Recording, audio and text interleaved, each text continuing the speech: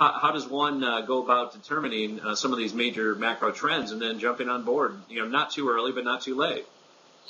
So, and obviously it's probably the most important question in all of this sort of stuff, and the answer, of course, varies depending on the markets you're in. But an awful lot of times, I approach it from almost a geometric modeling standpoint, is that trends begin to show, market trends as much as stock trends, begin to show exhaustion.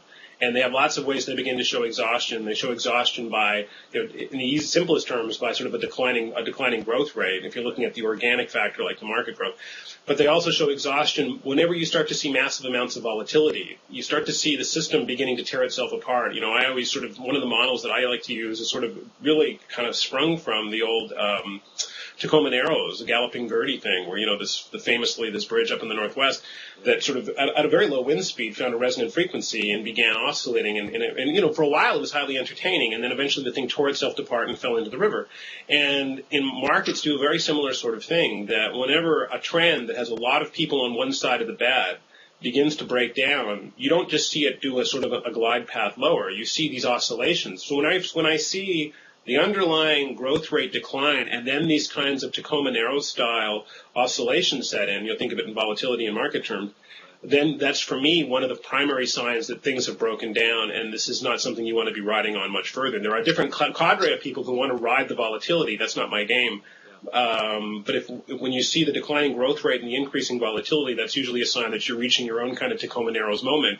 And this is not something that I typically want to be part of. And I make the analogy that back last September of 2008, that's one of the reasons why everyone was as nervous as we were, because in a sense, for the first time, we were having a system-wide Tacoma Narrows moment where we were seeing these truly sort of system destroying volatility that was taking everything up and down in a wild fashion, and that was really the system tearing itself apart. And we obviously, when it happens at an individual equity level or an individual instrument level, that's one thing. But when it happens across the entire system, that's something else altogether. But it was a similar sort of notion, right? The growth rate had tailed off, the volatility builds up immensely to levels that people always say that could never happen. How can that happen? We don't ever see that. It's unprecedented. It's a 100-year storm. Blah blah blah. Right. Those are all the signs.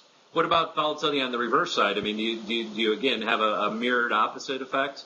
When volatility, right, like 2003 through 6. I mean, when it was basically down there 9 to 11. I'm just talking about the VIX. But when the VIX got so low, does the complacency get such that lulls people to sleep in their confidence and their abilities to be, riding those trends for as long as they do?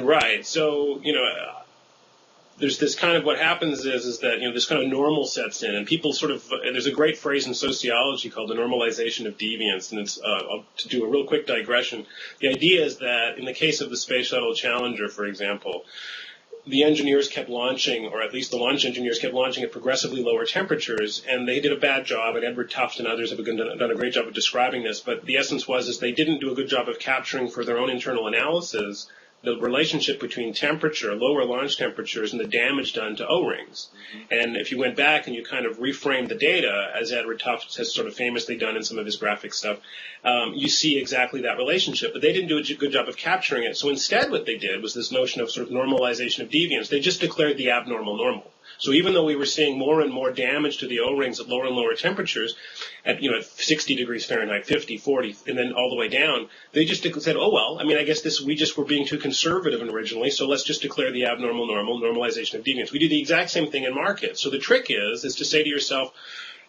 what actually in an absolute sense, what is normal? What kind of VIX is normal? What kind of leverage is normal? And then don't trick yourself later on when it looks like we've hit this sort of this new normal or this new quiet period where I can have 30x leverage, where a very, very low VIX is normal.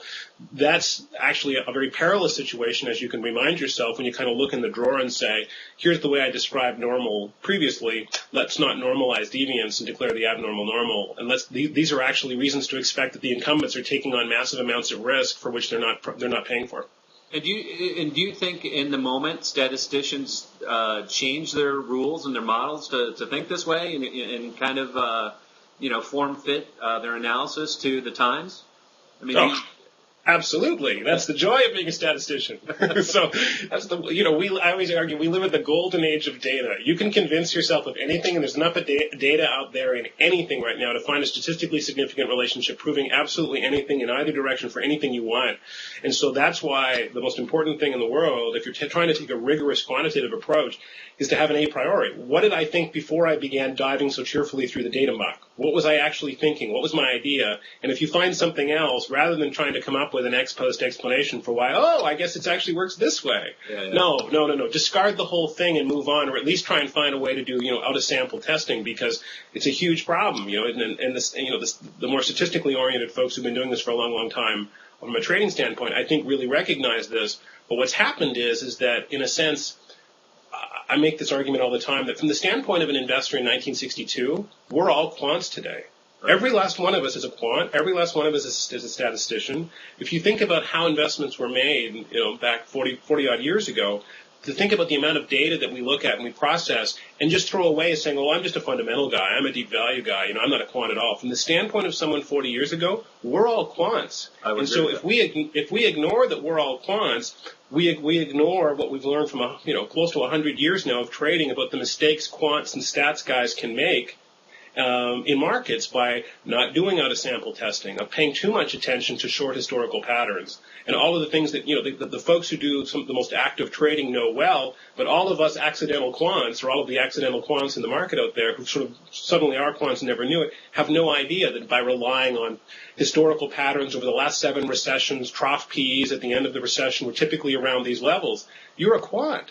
You're being a quant by playing this stuff. And not only you're being a quant, you're making all the mistakes that statisticians in the markets learned a long time ago that they shouldn't make, which is you're operating from a tiny and highly selected data set. 7 recessions? You're going to average across 7 recessions? Why don't you just do one? That'd be easier. Right.